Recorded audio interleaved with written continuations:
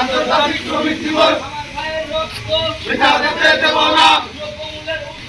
কমাতে হবে, কমাতে হবে, দিতে হবে, দিয়ে হবে। এক হও, এক হও, জিন্দাবাদ, জিন্দাবাদ। সফল হোক, সফল হোক আন্তর্জাতিক শ্রমিক দিবস। 6 জন ভাই সহ 11 জন ভাইকে ফাঁসিতে ঝুলিয়ে মেরেছে। এর জন্য সারা পৃথিবীর সমস্ত শ্রমিকরা একতাবদ্ধ হয়ে তাদের দাবি দেওয়া আদায়ের জন্য প্রচেষ্টা চালিয়েছে। সেই ক্ষেত্রে বাংলাদেশের নমুনা দেখতে পাই, যেখানে আমাদের শ্রমিকদের ন্যায্য আদায় আমরা এখনো করতে পারি নাই। শ্রমিকদের উপরে জুলুম, নির্যাতন, তাদের দাবি দেওয়া, তাদের মজুরি এখনো লক্ষ্য পর্যন্ত পৌঁছে নাই।